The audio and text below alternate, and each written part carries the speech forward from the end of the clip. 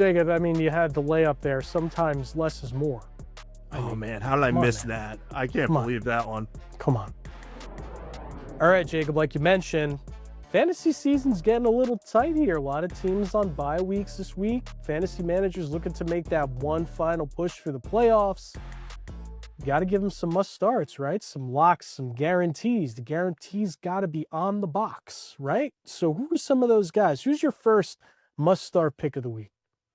Yeah, we'll start at quarterback with Jordan Love from the Packers. And I know Love's been hit or miss this season, and that will kind of scare some people off of him, but he just played at an MVP level with the Packers Thanksgiving win over the Lions. And we've seen him reach that level before in his career. It's always been fleeting, except for that one half season, I believe at the end of his first or second year starting, where it really looked like he was coming together. But I think the 27-year-old quarterback is going to find some success against Bears defense, who are tied with the Lions for the second most passing touchdowns allowed to quarterbacks this season. I think this might end up being a higher scoring game than people anticipate. And if Love just can continue to play at the level he showed on Thanksgiving, where he was, demonstrating great chemistry with Dontavian Wicks and just distributing the ball around, I think there's a good chance he gets 250 yards and 2 touchdowns. So in a week where a lot of top quarterbacks are out, I think Love's a pretty good bet to be a top 10 fantasy quarterback this week. Jacob, any thoughts on shirtless Ben Johnson before we move on to your next must start? Hey, the man saw the goal and he took advantage of it. He got, I believe it was free hot dogs for everyone in Chicago. Is that the deal with the shirtless party? So, hey, that man has done a great job in Chicago. So if he wants to rip his shirt off, Joe, who am I to judge, right? Apparently he's done a great job in the gym too. That guy must be benching 300 at this point. So, all right, Jacob, from one NFC North team to another, and Jordan Mason makes your must start list. Curious pick if you ask me, but you got to explain this one to me. Yeah, I swear it's not just because I wanted to list back-to-back Jordans as my start picks, but here's the real reason, Joe. He's taken a backseat to Aaron Jones in recent weeks, but we saw Jones get banged up against the Seattle Seahawks. He's dealing with a shoulder injury. He's day-to-day because of it. It doesn't sound like he's going to have many issues with that. But even if he is able to play, I kind of anticipate that Kevin O'Connell and the Vikings might look at that and say, hey, we gotta take the foot off the gas a little bit with him and just make sure he's fully healthy. If that happens, Mason should average more than the 6.7 carries per game he's been averaging over those last 3 outings. And the Commanders, they haven't been very good against running backs this year. They've surrendered the 4th most fantasy points per game to them this season. So I think if Mason can get around 10 carries and get some opportunities in the red zone, he should have a shot to be a solid flex play, maybe a low-end running back too. But a lot of it's going to depend on Jones's status. If he's limited in any capacity, though, that's a big boost for Mason.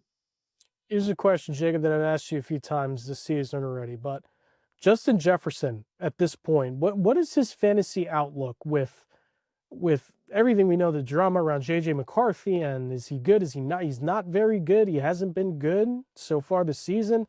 I know there's a small window, but what's your takeaway on Justin Jefferson this last week before fantasy playoffs get underway? Yeah, so Joe, I think on the podcast or the vodcast last week, I said we got to sit him because that matchup was terrible and Max Brosmer. I keep calling him Brosmer. It's Brosmer. He was playing against the Seattle defense that's elite level. So, it did come to pass that Jefferson had, I believe, the worst game of his career, 2 catches, 4 yards. He had negative receiving yards for most of the game. So, it's been bad for him. But I think this week, Joe, I think you got to trust him because the Commanders have a banged up secondary. They've been leaky, and JJ McCarthy is coming back. And look, Joe, JJ McCarthy's been bad this year. There's no two ways about it. But at some point, he might flash that first round talent. I think you got to throw in Jefferson this week and just say, hey, it's a good matchup. If he can't do it this week, I probably am not going to win in the playoffs anyway. So I'm going to be firing him up this week, but I have no confidence in Jefferson the rest of the season. He's just kind of a guy you need in your lineup if it's a good matchup. All right, Jacob, from chilly Mini to sunny South Beach. Let's take your talents to South Beach. And the last must start you got here is Darren Waller. Interesting selection. Missed a large chunk of the season with a pec injury. Looked like a good red zone target for the Dolphins. What's your takeaway? Why is he a must start this week? Fantasy Wasteland. Shout out Tom Vieira.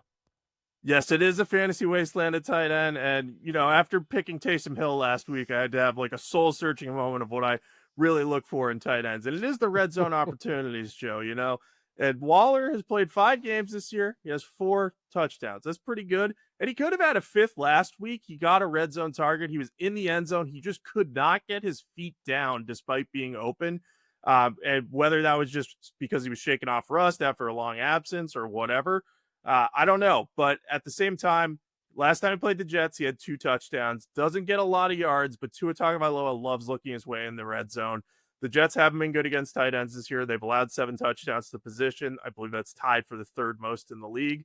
And really, really close to second place. Not at all close to first place, which is the Cincinnati Bengals, who I have to mention how bad they are against tight ends every Every single week, week. every week. It's just remarkable, Joe. But yeah, Waller has the size. He's going to get the targets. I think he's a rock solid play with high touchdown upside. All right, Jacob, you gave him your sleepers, you gave him your must starts, but let's give him the players to avoid this week because, as we know, the margin of error is razor thin at this point in the fantasy season. So, out west, we got to talk about Los Angeles and their quarterback Justin Herbert, who makes your must sit list this week. Maybe one of the better fantasy quarterbacks, you'd say, but not getting a start, not getting a nod. He's actually a player you should avoid.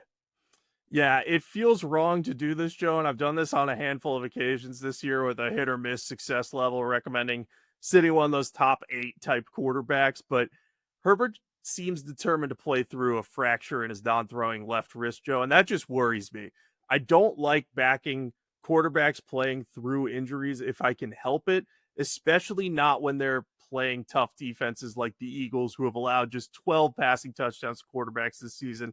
That's tied for the second fewest in the league. And we don't have to look back very far to see a quarterback trying to play through a wrist injury. We saw Aaron Rodgers do that this past week against the Bills, and he just did not look overly comfortable holding on to the ball. He didn't have, he didn't have any major passing moments where you're like, oh, that didn't look too good. But Herbert's the type of guy who plays behind a leaky offensive line. He's going to take some hits, and we just don't know if he's going to be able to grip the ball the same way he normally would. So if he's on the field, I am probably going to recommend sitting him if you have a better option available or a good enough option available. I wouldn't just blindly sit Herbert and say you got to start someone like Tyrod Taylor, but you at least have to think about it given the injury that Herbert's going to try to play through.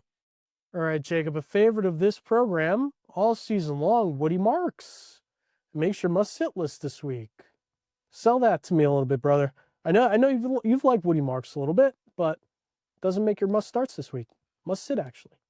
Yeah, it's a tough matchup. The Chiefs are pretty good against running backs, allowing the 6th fewest fantasy points per game. And I know the volume is there for Marks. He's overtaken Nick Chubb a little bit in that backfield and has had a pretty significant carry split over the recent weeks. But I just look at what Marks has been able to do between the tackles, and it's not a whole lot. He's averaging 3.6 yards per carry despite his heavy workload, which is just not very good.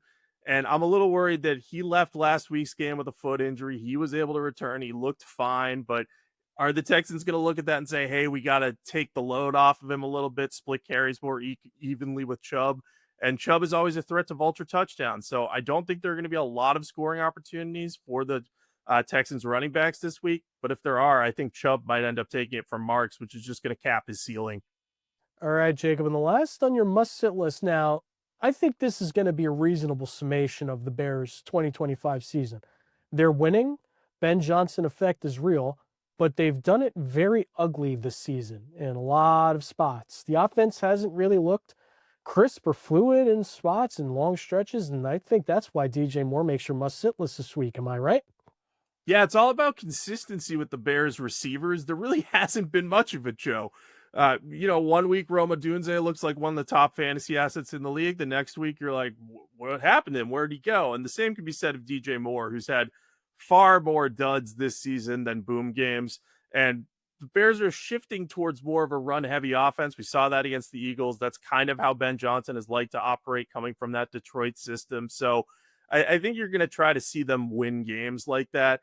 And look, DJ Moore, he has the boom potential, like we mentioned, but he just doesn't get many catches. He had that 2-touchdown game in week 12, but in the 3 games surrounding that, he had 3 total catches, Joe. So I'm just not willing to trust him in a matchup against the Packers defense that's allowed, I believe, 20 points per game this season, which is fifth fewest in the NFL. So this just feels like a bad spot for Moore. He's not going to get a lot of touchdown looks. He might not get a lot of looks at all. So just a reminder that, hey, you have some Bears players. They might look good on paper, but it's just too inconsistent to trust anyone who's not a running back there.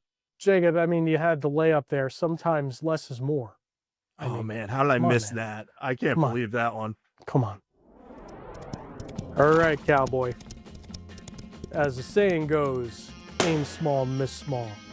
But you aimed big, and you missed bigger last week with your Taysom Hill prediction. Your horse threw a shoe. The peacemaker shot a blank. The cows are clucking, and the chickens are mooing. So, Big Tick Jake, give us your best this week, partner. I'm afraid the gallows are calling your name. What you got for us? All right, partner. I gotta acknowledge the corn. I ain't done well the last 2 weeks, but I'm not letting them put me out to pasture just yet. This week we'll be running a 2-for-1 special in what we expect to be a Wild West-style shootout between the Bills and Bengals. Expect Josh Allen and Joe Burrow to both post 300-yard games with multiple touchdowns. Why?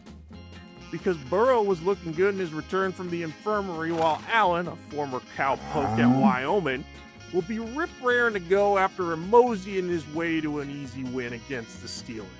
This will be a good reminder that these two buckaroos are among the big guns among NFL quarterbacks, so we're going to throw our faith behind them, throw caution to the wind, and ride them to what we hope is a big victory.